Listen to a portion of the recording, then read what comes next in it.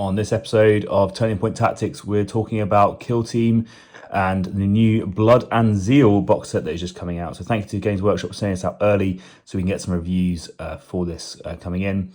We'll be talking about the Goremonger Kill Team, doing just a rules review, talking through all the rules and giving you a little bit of feedback on what we think is going on.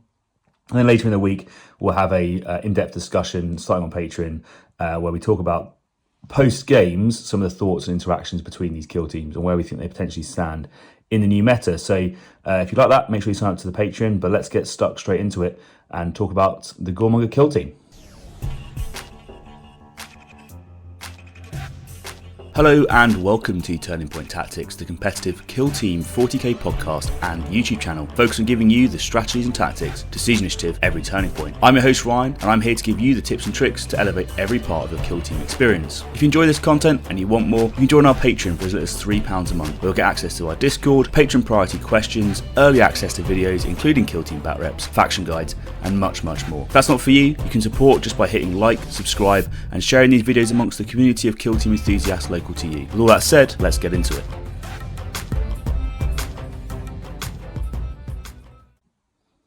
Okay, so thanks once again to Games Workshop for sending this out. So I've already done the talk through of the Sanctifier Kill Team, so that's available for you on YouTube now. But we're talking about the Forces of Chaos and the Goremongers in the Blood and Zeal box set. So again, in this you get the standard fluff at the beginning.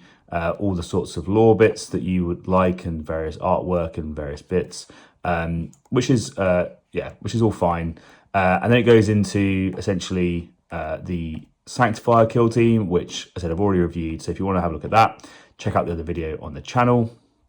And then we're into the Goremonger Kill Team. So let's talk through some of the key bits when it comes to this kill team. So firstly, when it comes to archetypes, you can see that we are Recon and Seeker and Destroy. So, this is really strong. If there's a way to buff this team's APL, this could also potentially be really strong.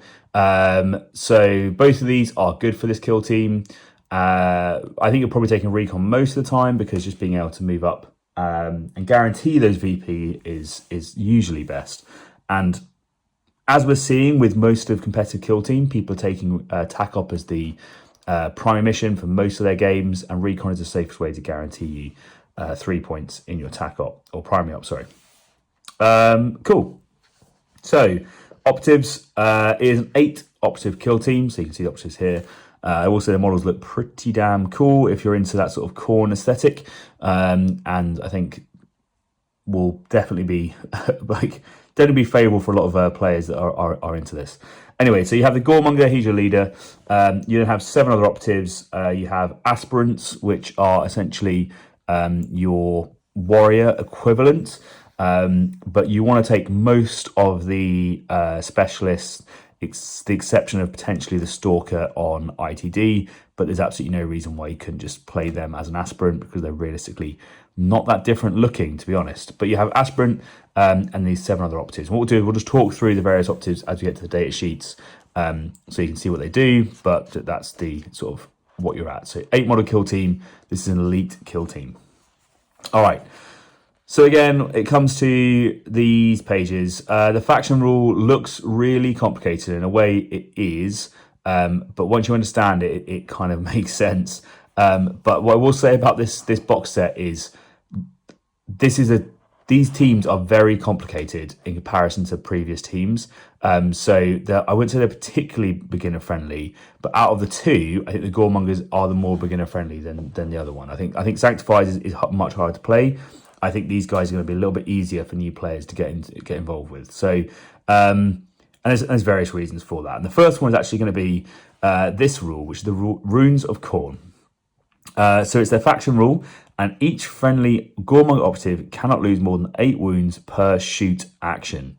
That is crazy, right? So just straight up, that is such a strong rule because just in isolation, maybe you don't realize it, but these guys are all more than 8 wounds. So you cannot one-shot any of these guys, no matter how hot you roll, no matter how many devastating wounds you get or anything like that, because it's just not gonna matter unless, of course, you have an ability to inflict damage post a shoot action, potentially when a model activates with poison, like your Terra Chem from Nemesis Claw or Blaze from the Sanctifier kill team. So straight up, this is an amazingly strong ability. The next ability they have, though, is Gore Tanks. So Goremongers, each friendly Goremonger has a Gore Tank that has 3 levels: full, half, and empty. They start the battle at half.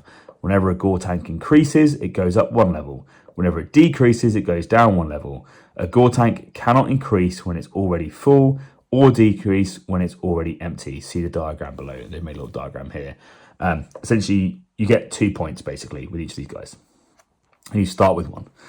Whenever a Goremonger operative incapacitates an operative within its control range or visible to and within 2 inches of it, you can increase its Gore Tank. So you kill stuff, you get these points, noting that you can't go above 2 points, so you always want to be spending them to keep yourself somewhere between 1 and 2, or empty, I guess.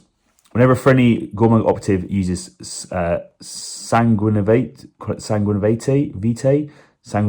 don't know how to say this. See, right, you must decrease its Gore Tank. So these are the rules they have. They're sort of special rules, and each individual model has can do each of these, and you're going to spend these points to do these special things. So let's just get into that. So sanguinivate, I think it is. I'm not sure. Each of these rules specifies when it can be used, and you must decrease the operative Gore Tank to do so. You cannot use the same sanguinary rule more than once per activation or counteraction, and you cannot use more than 2 sanguinary rules per activation or counteraction. You cannot use Mania and Fury during the same activation. That'll make sense in a second, because these are actually really strong. So you have the first one, which is Rejuvenate. So during a friendly Goremonger operative's activation or counteraction, before or after it performs an action, that operative regains 2d3 lost wounds. So just first up, you have this ability, which is regaining wounds and a damage cap applied to these models, right? So if you don't kill them, there's a chance they're going to be able to regain wounds, and they can potentially do this on a counteract as well. So they can do it during activation and then do it again immediately afterwards. So they can potentially be regaining 43 lost wounds is the way I understand it. So pretty crazy that they can be doing this. Anyway, Mania. During a friendly Goremongers operative activation, before or after it performs an action, until the start of that operative's next activation, add 1 to its APL stat. This is really strong. It's so good. And the fact that you can trigger it after an action, so you don't have to do it at the beginning of your activation, is really good. So you get to see the result of your fight or your shoot action, whatever it is that you need to do. Decide if you want to do the thing that you want to do. Yep, cool. And then add an APL. What it also means is you can potentially charge someone, kill them. You're then going to gain some gore, increase your Gore Tank, spend it to add an APL, and now you count as 3 APL. You're going to boot the objective, and you're going to count as 3 APL when it comes to your Seek and Destroy attack ops as well. So really strong ability, this. Really strong. Next, we have Fury. During a friendly Goremonger operative activation, before or after it performs an action, that operative can perform 2 fight actions during that activation, and the second one is free. So this is why you can't do these 2 together, because Mania and Fury, that would be wild, right? Because you could then potentially be double fighting, charging and shooting, all that sort of stuff. So you can't do that, but it means you can do 2 fight actions. So you have essentially 2 options here. You can go for killing, or you can do mission plays, but both are options. Or you can also, I guess, shoot and fight here as well. But again, really strong ability. That's going to massively increase your ability to get double kills, which is what this team wants to probably do. Next, Rake. When a friendly Goremonger operative performs a charge action, when that operative finishes moving during that action, you can inflict D3 damage on any operative within its control range. So again, this is going to be entirely dependent upon breakpoints. So you need to look at what weapons you have, what wounds your opponent have, and then decide, does the D3 damage make a difference or not? If it means that you just 1 hit them or 2 hit them, or you actually win a fight, then I suggest that it's probably worth doing. If not, I wouldn't worry about it too much. So a bit more situational. It's entirely going to depend upon breakpoints for damage. Next, Surge. When a friendly Goremonger operative performs a charge or reposition action, until the end of that action, add 1 to the operative's move stat. This is huge, right? Because all the time people are going to be threat ranging based on what your move stat is. The ability to change that on the fly is going to be really, really important. And I'm just going to quickly just do a quick reveal here. All these guys move 7 inches. So like you're already doing really long charges, making them go up to an 8-inch base movement stat, and then letting them charge an additional 2 inches on top of it. You're charging 10 inches. That is huge, right? That is so hard to threat range against. It means that you're probably always going to have, I think, the aggression advantage when it comes to being able to start the fight. That is a really, really, really strong rule. Awesome to see it's in here because it probably means you're going to do really well with it. Next, Rage. When a friendly Goremong operative performs a fight action, until the end of that action, add 1 to the attack stat of this operative's melee weapons. So again, this is going to be at the beginning. Remember, you can't just like roll your dice and then think you need an extra attack and then roll it. So it's going to be, yep, I think I need 5 attack dice or 6 attack dice or whatever you want to do. Add 1, away you go. Really cool. I don't think you'll be using this one as much as you'll be using the add 1 APL, 2 fights, regenerate wounds and thing. But like all in all, these 6 abilities are amazing. They're really, really good. You want to be using them. They all have a use. So a really good start to this team's rules. So this on its own, the Gore Tank rule is amazing. The Runes of Khorne, is amazing. 2 amazing faction rules. Let's get into the Strategic Ploys and Firefight Ploys to see how strong these might be. So Enhanced Violence is the first one. Whenever a friendly Goremong operative's Gore Tank is half, its melee weapons have the Balanced Weapon rule. Full, its melee weapons have the Relentless Weapon rule. Interesting they've gone from Balanced to Relentless, but I guess that's what they wanted to do. I guess the reason why that is that if you're full on your Gore Tank, you're not going to be collecting more when you kill stuff. So you probably want to like be back. I think most of the time you're going to be in half, essentially what I'm saying. So yeah, it's going to be interesting to see how this works out because you rarely want to be fighting on full. If you are, you've probably killed like so many people that you don't care at that point. So it'll be interesting to see how it goes.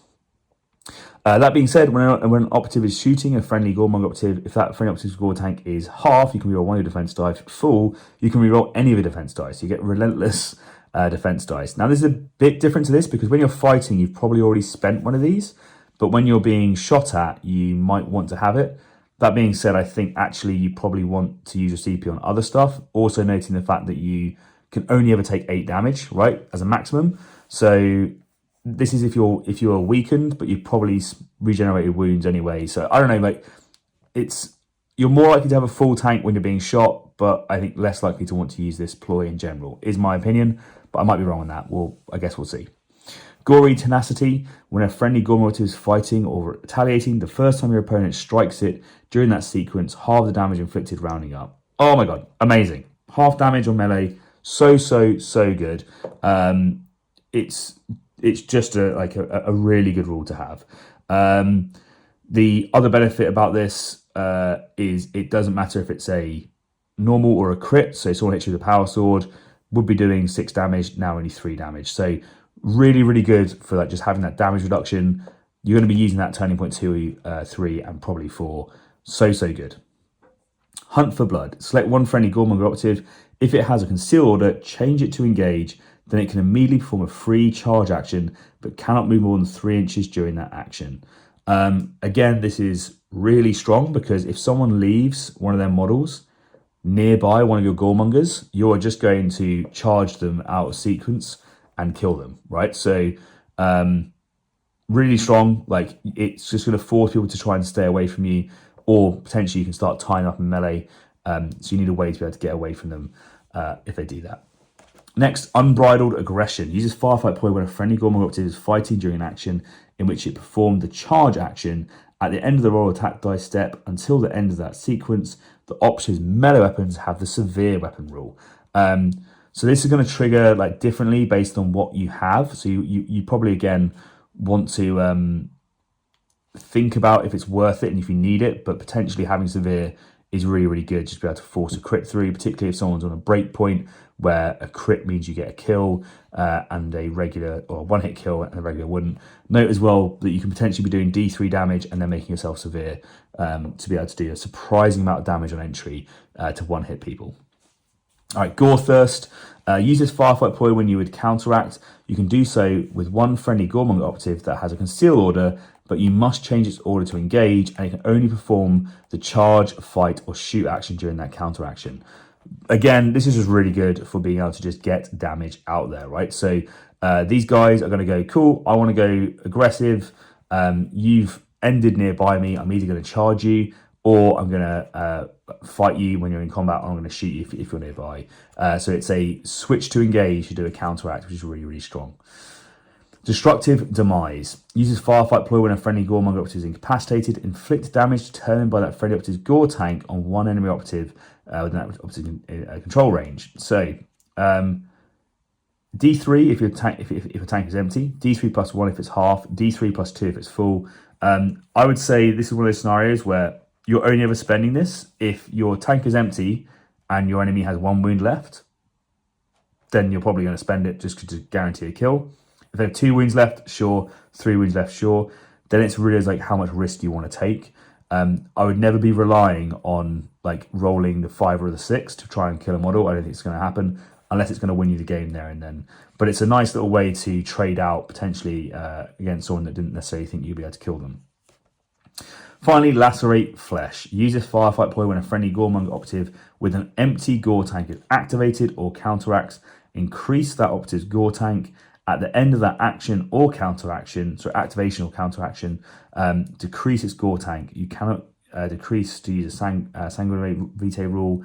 If you cannot decrease its Gore tank, inflict D3 damage on it. So what this means is that if you have an empty Gore tank, there is a way for you to make yourself get buffed to potentially become 3 APL, charge, kill, all that sort of stuff. Do what you need to do, and then you can potentially either take some damage if you've spent all your Gore, or if you haven't spent all your Gore, you can you can just reduce your Gore tank back down again. So really strong. So 1 CP, get a free ability from this if you couldn't do it anyway.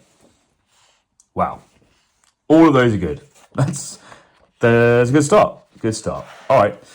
Let's see what these guys have on their data cards then. So I already did a bit of a spoiler. I told you that they are 2 APL. They have a 7-inch move, 5 up save. The leader has 11 wounds. The other guys are 10 wounds, you can see. So let's start with the leader. Icon of Khorne. 4 attacks, hitting on 2s, 4/4 damage, range 8, saturate. That is an incredibly powerful range weapon. So that is a great start. And the fact it hits on 2s is crazy. Noting that you can essentially use Gore tank just to make this guy 3 APL. So this guy is likely to get a double kill, particularly with the saturate to remove people's cover. It's a really nice ability to have. He has Khorne's Favour. Once during each of this operative's activations, if its Gore tank is empty, you can increase its Gore tank. Now, the way I'm reading this is because it says once during each of his operative's activations, if it's empty. I think that means that you can activate him, spend 1, do something, and then because you're now empty, you can increase your Gore tank to make yourself back up to higher. So that's really strong ability. And it means that you're always going to be on at least 1 with this guy, but theoretically you can be playing around with 2 because of the way that you start with 1 on this guy as well. And then Impending Apotheosis. Once per battle, when an attack dice inflicts damage to operative, you can ignore that inflicted damage. Just a scratch on this guy against, again, regular or crit damage. So strong. So combining that with, just for a reminder, maximum of 8 damage against this guy in range. He also has just a scratch, and he also has half damage in melee, and he can also heal 2d3 per activation and 2d3 in a counteraction. So this guy is tanky, like really, really tanky. So that is a difficult problem to deal with this dude. All right, next we have the Goremonger Aspirant. They are 2 APL, 7-inch move, 5 up save, and 10 wounds. They have an auto pistol, which is 4 attacks, 4s, 2/3, range 8. Probably not using that too much, if I'm honest. They have the Chain Glade, which is 4 attacks, 3s, 4/5 rending. And then they have, this is the warrior model, by the way. When this operative ends the fight action, if it is no longer within control range of any operatives, it can immediately perform a free charge action. even if it has already performed a charge action during this activation, but cannot move more than 2 inches during that action. Doing so doesn't prevent it from performing the charge, dash, or reposition action afterwards during that action. So this guy can basically ping pong. So if you kill someone, you can potentially then move closer towards someone else and get a kill. Note that you have a way for you to get, as I said, severe, which can then proc your rending. So that's quite a nice little double tap here for this guy. And 4/5 damage is nice. You can also make it 5 attacks if you wanted to. So choosing what you want to use your points on is going to be the difficulty. The one thing I will say is only having 4 attacks is going to be the bit that makes it harder for you when going through with these guys. But a nice ability, quite a cool little operative here to be able to do that. Next, we're into the Goremonger Blood Taker. The auto pistol, exactly the same as the other guys. The stat line is exactly the same as the other guys. He has a ritual blade, which is 4 attacks, 3s, 3/5 ritual.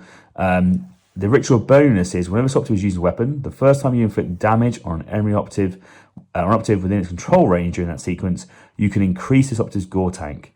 Note this is cumulative with the normal rules for increasing its gore tank, i.e. if it incapacitates operative within its control range. So what that means is that, like, if this guy kills someone, he's going to get, you can spend whatever you want to get him in combat and do whatever first. He then kills someone, he's going to get one, and then he's going to get another gore point for having inflicted damage. So this guy can get a lot of gore really quickly, and then he's got a special ability, which is Transfusion Ritual. Decreases operative's gore tank. Instead of using a sanguinate rule, you can increase the gore tank of one other friendly Goremonger operative within 8 inches of this operative. This operative cannot perform this action within control range of an enemy operative, or if its gore tank is empty. So essentially what this guy is doing, he's kind of like a comms in a way, where you can soup up someone else and then charge off and fight and do whatever you need to do to give more people some gore tank abilities. Going to be interesting to manage this, because you want him to be doing the ritual stuff to get his gore tank up, and then you want him to be handing out gore to other people. So, but if he's doing this, then he might not necessarily be killing people. So, a bit of a balance on this guy as to how he's going to be handing out his stuff. What I will say is the leader's basically self-reliant, so he's going to be buffing other people. Okay, next we're into the Goremonger Impaler. He has an auto pistol, which you're never going to use. So it's on there. It is an option. Next, you have the Flesh Skewer, which is ranged. It is 4 attacks, hitting on 3s, 4/5 damage, range 8, stun, drag, and prey. So these are the special rules that drag and prey that he gets. He also has the Flesh Skewer Stab, which is 4 attacks, 3s, 3/4. So he can stab it with this weapon as well. All right. Whenever this operative is shooting with this weapon at the start of the resolve attack dice step before inflicting damage, you can move the target up to X. X is the total number of successful unblocked attack dice multiplied by 2. The target must be moved to the location it can be placed as close as possible to this operative, determined by the X you choose to use. The move must be done in 1 or more straight line increments, and increments are always rounded up to the nearest inch. Whenever the target is dropped during that move, ignore the vertical distance. Okay, so if you hit with everything, if you hit with everything and your opponent saves some stuff, you can potentially drag your enemy closer to you. So, I mean, it's 4/5 damage. So, like, yeah, we'll see. Like, do you want to kill someone, or do you want to potentially pull them in close to you? Against elites, though, what it means is that you can do a surprisingly large amount of damage and then pull them really, really close to you. Prey is the next bit, which is going to make sense, like why you don't necessarily want to kill them. Which, whenever this operative is shooting this weapon in the resolve attack dice step after resolving the drag weapon rule, if you choose to, you can discard any of your successful unblocked attack dice. In other words, you can choose not to inflict any damage from any number of them. So this guy can, like, essentially pull people into a position to then enable charges for other people. I think there's some potential big brain plays here that you can use, but I'm, like, interested to see how this works out. Most of the time, I just feel you just want to kill them, and it's a 4/5 damage gun, so you probably will. But there's a potential maybe instead you want to try and move them somewhere else, so it enables a charge from someone else to then maybe a aspirant to get a double charge and kill someone else or something like that. I don't know, but there's some interesting options there. but most of the time I think you just end up killing people. Okay, we are into the Goremonger Inciter. So they have dual auto pistols focused, which is 4 attacks, hitting on 3s, 2/2 damage, range 8, ceaseless, devastating 1, and rending. Quite a nice shooting profile there. The melee option is dual auto pistols point blank, 4 attacks on 3s, 3/4, ceaseless rending. Again, just noting that the fact that you can get severe to proc that rending, which makes it potentially 2 crits quite reliably, which is quite nice. Then they have a special option, which is dash and spray. Perform a free dash action and free shoot action with this operative in any order. You can only select dual pistols focused for that shoot action. This is one of the ones where I think you can potentially get away with the sort of Confessor Sanctifier ability of turning off options, because you can say you're going to do a dash and spray, they say no, well, I'll just shoot you there instead, is one of the things you can do. Cool. Next thing they have is Incite the Hunt. When this operative incapacitate an enemy operative from more than 2 inches away, before that enemy operative is removed from the kill zone, you can increase the gore tank on one friendly Goremong operative within 8 inches of that enemy operative. Whenever this operative inflicts damage on an enemy operative but doesn't incapacitate it, that enemy operative gains a bleeding token if it doesn't already have one. During a friendly Goremonger's operative's activation or counteraction, before or after it performs an action, if it is within 8 inches of an enemy operative that has a bleeding token, you can remove that token and increase that friendly operative's gore tank. So this is really, really strong, right? So if you just chip any damage on someone, they then have like an 8-inch bubble around them, which means that if you're within that bubble, you can just suddenly take that gore and then buff yourself to do more damage and do more things. So really strong. I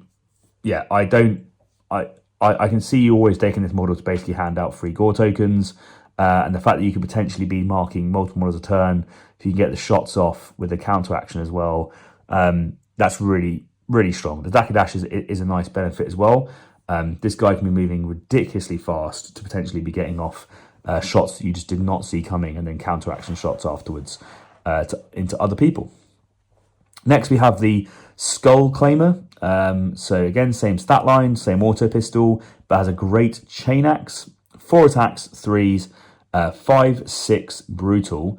So he's brutish. Whenever an attack dice inflict critical damage on this operative, you can choose that attack dice to inflict normal damage instead. Nice. Claim Skull. Once per turning point, if operative incapacitates an operative with his great chain axe, you gain 1 CP. So you want to see if you can get this guy killing people each turning point to be able to boost your CP generation. And actually, with the amount of movement these guys have, it's quite possible that you can reach people on turning point 1 and really get stuck in for some violence to generate enough CP for follow-on turning points. The 5, 6 and brutal is just really, really good. As I said, there is an option here for you to do D3 damage on the charge and spend a CP for severe, and just guarantee that if you roll a single hit on 3-ups, you just one hit a 7 wound model. Is pretty gross for most people to deal with. So quite incredible opportunities on this fella. And then finally we have the Stalker. Same sort of stat line, same water pistol, but has pick rippers, 4 attacks, 3s, 4, 5 rending, same as it is for the aspirant. But they have climbing picks. When this operative is climbing, treat the vertical distance as 2, regardless of how far that operative actually moves. And you also have Rooftop Stalker. When this operative is fighting during activation in which it dropped from vantage terrain, or wherever this operative is fighting against an operative that is on vantage terrain, this operative's melee weapons have the relentless weapon rule. So I think you take this guy whenever you're playing on like open board.